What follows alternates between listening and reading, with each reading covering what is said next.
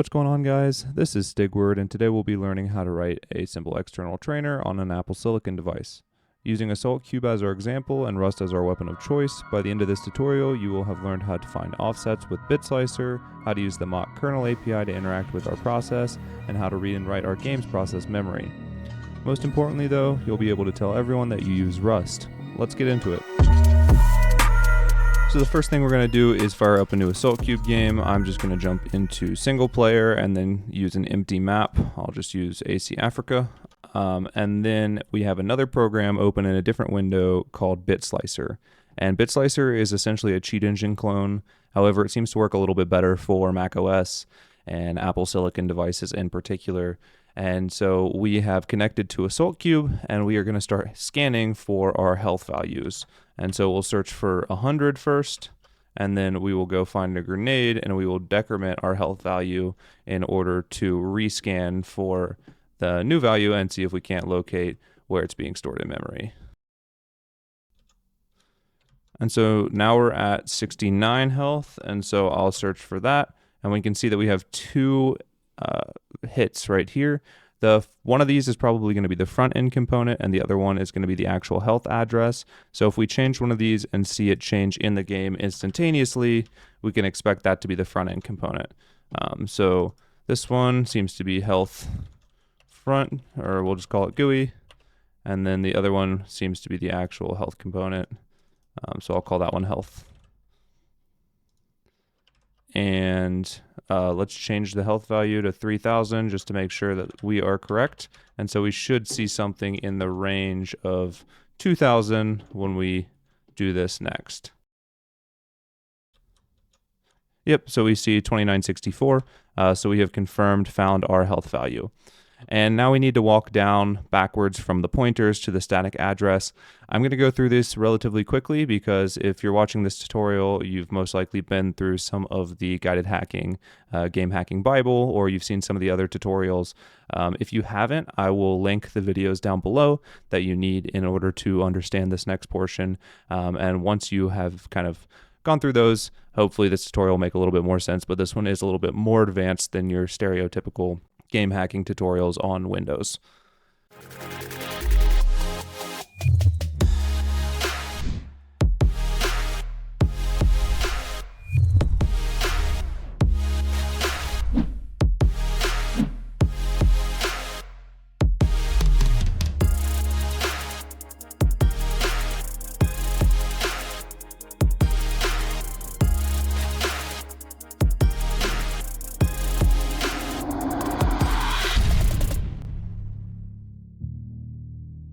The first thing we want to do is find what writes to this, and so we can left click and go down to watch write access, very similar again to cheat engine.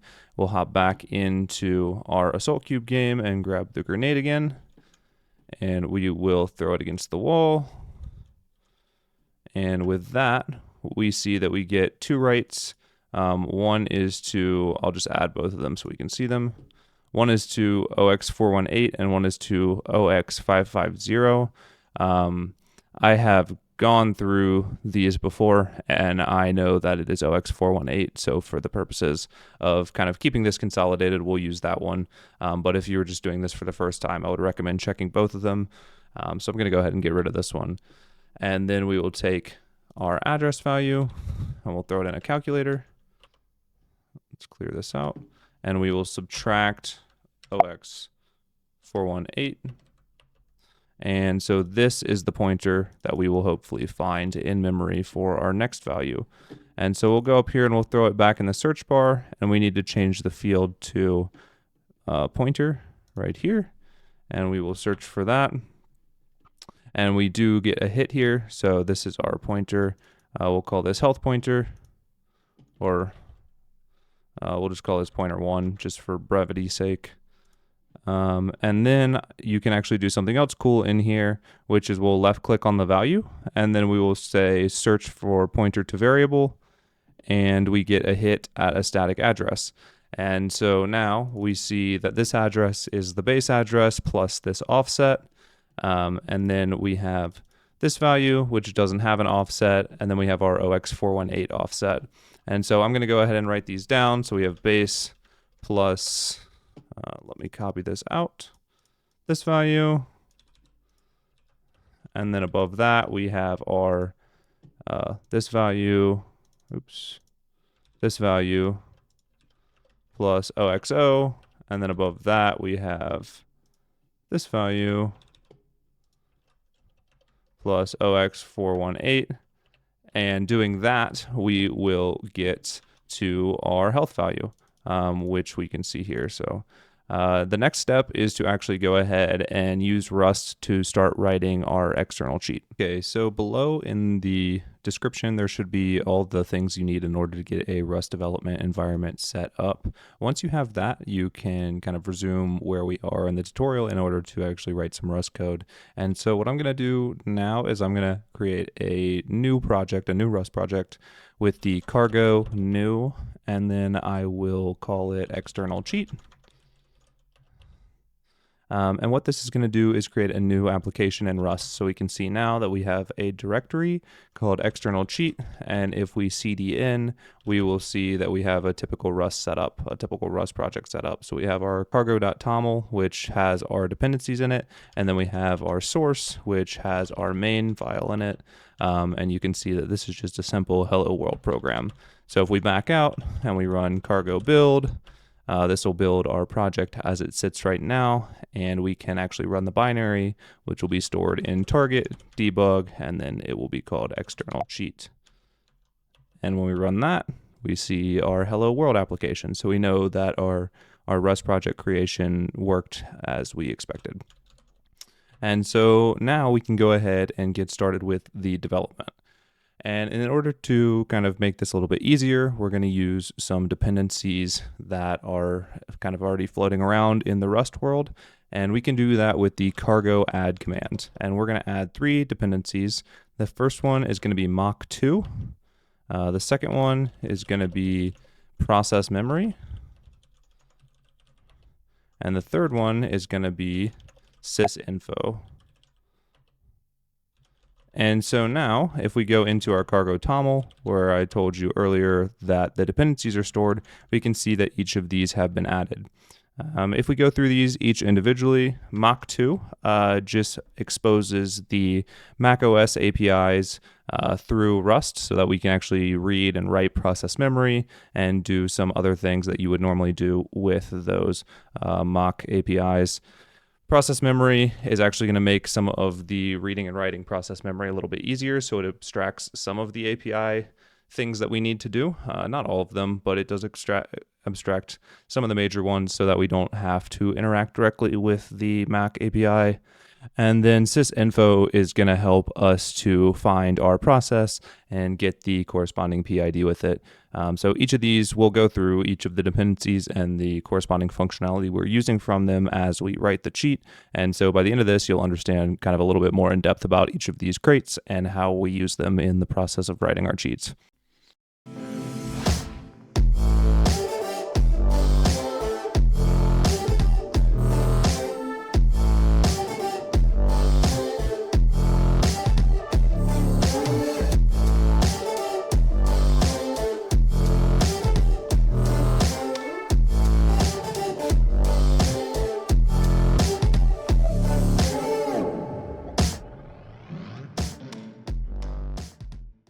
Okay, so now that we have our dependencies added, we've jumped into source main, and this is where we are going to write the logic for our external trainer. And so this logic stays the same across operating systems and across programming languages. So if you've been through some of the other tutorials, this is going to look very familiar. So the first thing we're going to do is we're going to find the process, and then we need to find the base address. Then we need to work from the base address to our health value, and then we need to work, we need to patch the health value. And so we can kind of go ahead and get started with that. The first thing we need to do, based on our nice list here, is find the process. In order to do this, we're going to use that dependency we added earlier, this sysinfo crate. And so I've pulled up the documentation here, and we can see In particular, we're going to use the system part of it, and we can do new all. And what system new all does is it creates a new system object with everything loaded. And basically, kind of in the context of this crate, what that means is it's going to get all of the information about our system. So the processes, stuff about the CPU, etc. Then we need to actually refresh all. So once we instantiate it, we're going to refresh it so that it makes sure that it's up to date on the processes that are running and everything else that's kind of going on under the hood. And then we can go from there. And so we'll go ahead and we will say let mut system, and we'll go ahead and import it. So we'll do this one, and that auto imports up there on line 1. And we'll say system equals system new all. And so now we have a new variable called system, which is all of the information about the system this program is currently running on. Then, as I mentioned, we need to actually go ahead and refresh that. So we will say .refresh all.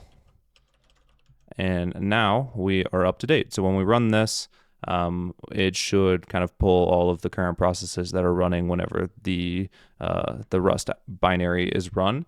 And so at this point, we can start iterating through our processes in order to find the AssaultCube process. And so what that's going to look like is we will say for process in system dot, and then in the documentation, we can say exact name because we know we're looking for an exact name. And we can see here that there is a function called process by exact name, which allows you to essentially loop through all the processes, find the one with the exact name. And then once we do find that, in this case, it's just printing out the PID and the name. We will do what we need to with it once we find it. And so we can actually just copy this code instead of rewriting it ourselves. So let's do this. It did not format properly, but that's okay.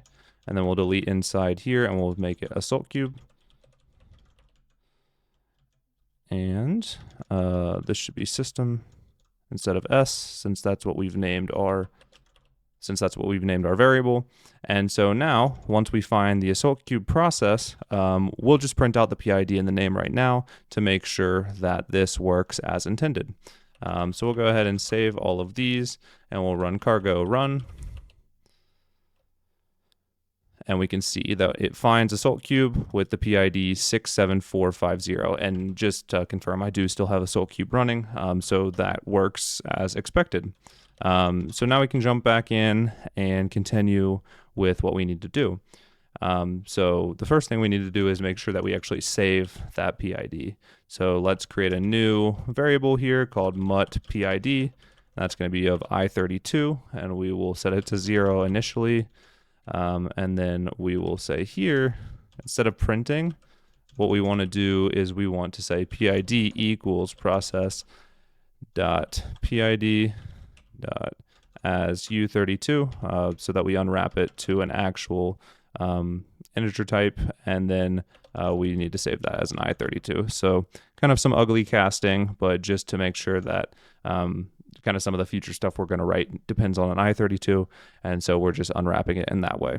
For debugging purposes, we can still print out the PID so that when we're running this, we make sure that everything kind of goes smoothly. So we will just write under this, write print line, and then we will say target process PID, oops, and then we will say PID. And so now when we find the PID, it will print out to make sure that we are still on track at this point in our code. So the next step of this tutorial is to find the base address, and I'm going to do something that I normally don't do, but it will make the tutorial here a little bit easier to follow, I think, and that is to paste in some pre-written code. Now again, I generally don't like to do this, but in this case it'll be a little bit easier if I go line by line and explain it without having to also write it at the same time. Hopefully that will make for a bit clearer of an explanation. And so what I've pasted in here is a new function called getBaseAddress. And what getBaseAddress does is it takes in a process ID and it is going to return an option of type VM address T. Now, options in Rust just mean that the function can either return none or the value specified.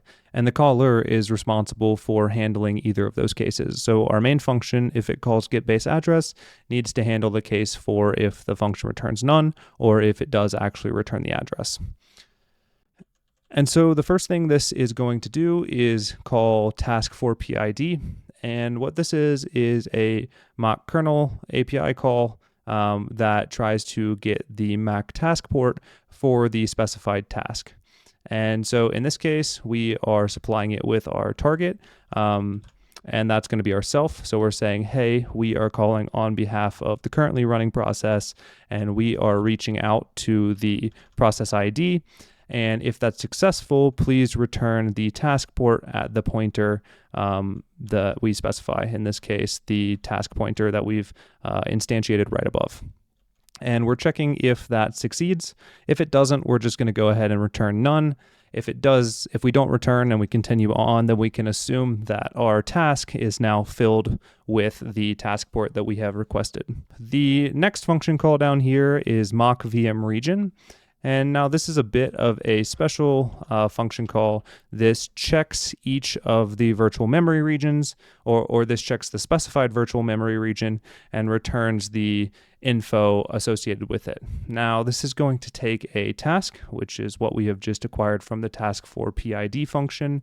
It's going to take the address to start reading from. In this case, we've instantiated at just one, but we're going to increment that on each step of our while loop.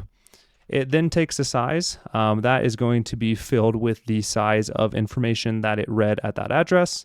After that, it takes the what they call a flavor. So this is what type of information are we interested in. In our case, we're just interested in the VM region basic info. So stuff about how the memory is mapped, if it's readable or writable, or most importantly, executable. That is going to be returned in the info variable that we have specified up here and instantiated as type VM region basic info. After that, we put the info count, which is just going to tell us how much info has actually been read. And finally, we have the actual object name. And so what we're going to do inside of this loop, as you can see, it's called in a while loop, is we want to check if the info that has been returned is executable. And if it is, we can assume that that means we have reached the base address, because we know that the AssaultCube binary starts where the executable code starts. And so if we reach the first region of info that is executable, that address is going to actually be our base address. And so in that case, we return what that address is.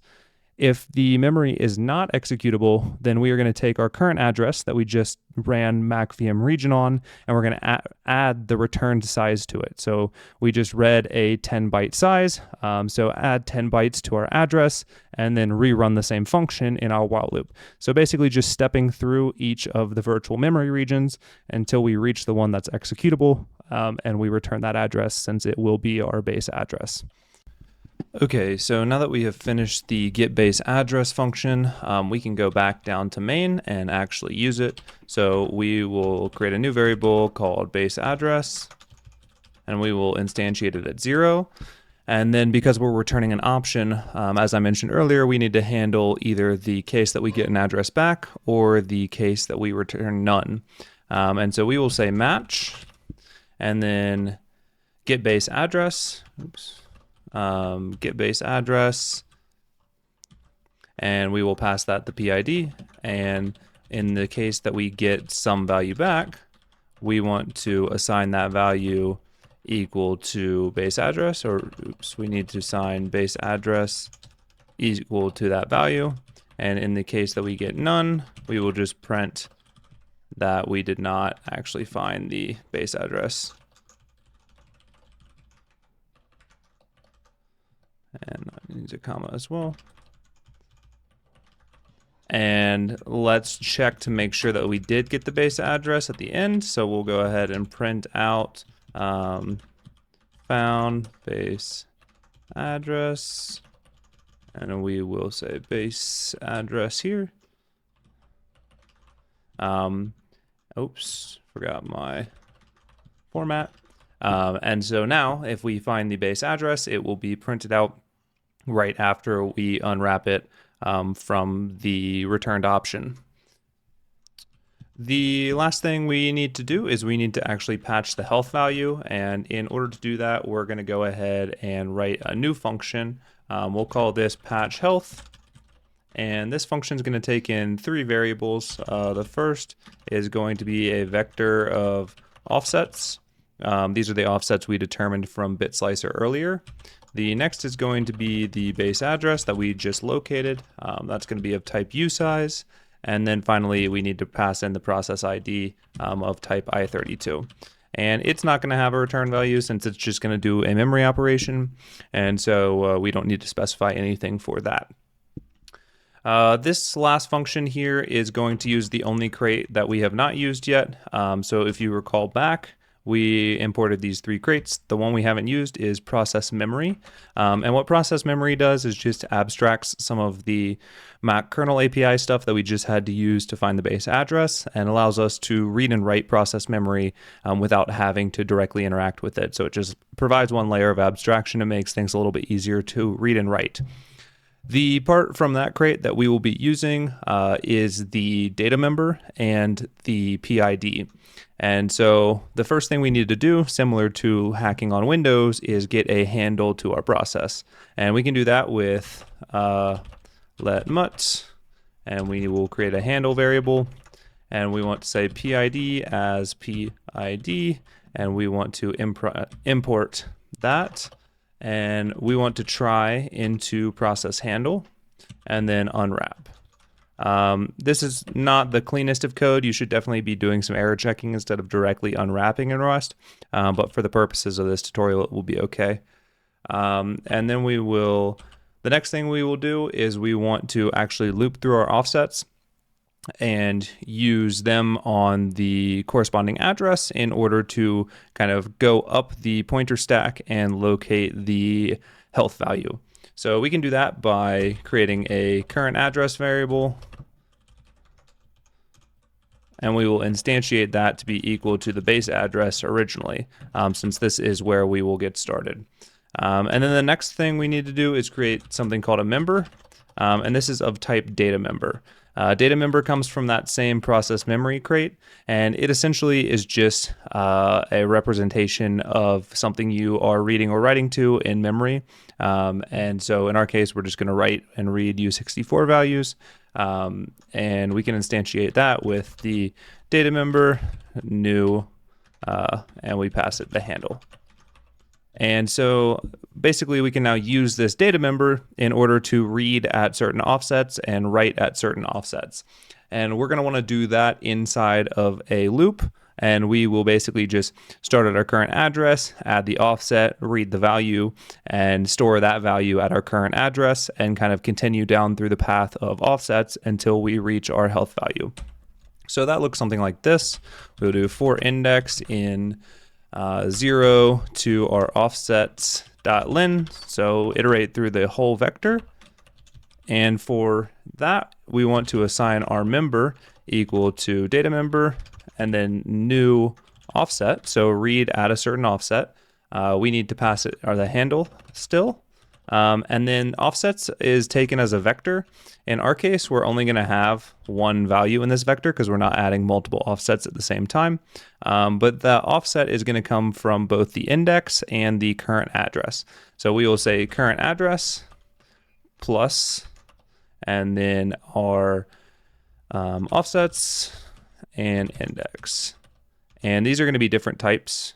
Let me close this window. These will be of different types, so we need to make sure that this one is cast to a usize so that they will play nicely together. And we will try and read that value. This is unsafe code, so we need to mark it as such.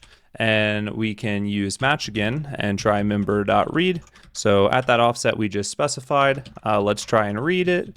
And if that returns okay with a value, we will set that value equal, or we'll set the current address equal to that value. And if it does not return okay, it returns an error. We will just say, we'll just print there.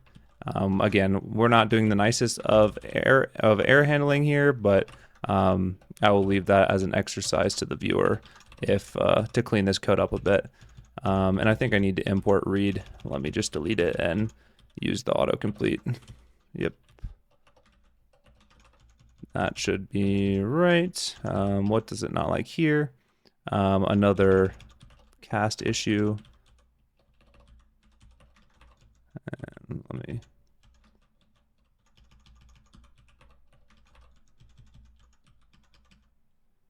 Oh, and we need to make it mutable. Let's go up here to current address, mark it as mutable. And now this will iterate through all of our addresses and finally end up at the address storing our health value. And so the last thing we need to do is we need to actually write that value.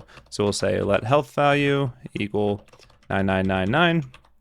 And then we will say member.write. And we want to say health value. And then we will just unwrap it again to make sure that it executes successfully without an error. And so the last thing we want to do is add this all to main. So we will say patch. Oh, first we need to actually create our offsets. So let health offsets equal, and that was vector of OX1D 9E 9EF0 OXO and OX418. And I just have my notes pulled up in a different screen to recall those. And then we will call patch health value with our offsets, our base address, and our PID. Health offsets. And finally, if that all works, we can print out patched health. We'll delete the...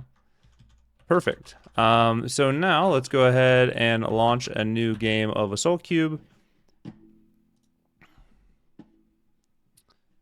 And we will just open a blank map again. So empty map, Africa. Let me switch back to here. And I will cargo, or we need to use sudo and then cargo run. And you can see that we got a PID, we found the base address, and then we patched the health. We didn't patch the GUI value, so that's still showing 100. But if this worked as expected, we should see something in the 8,000s or the 9,000s because it was 9999. And we do, in fact, see that. So our health is now sitting at 9868. To make this a fully working external, what I would next do is have an infinite while loop that checks that address every clock cycle, and then you could patch it every time so that you actually never drop below 9999. And it's always kind of, you have that God mode enabled. And then also in that while loop, you could check for user key inputs to toggle God mode on and off, and then start handling other cheats to really solidify kind of the concepts that we've talked about here. So I'll leave that as an exercise to you all. If you enjoyed this video, please give it a like. Head over to Guided Hacking for more tutorials like this, and I will see you guys next time.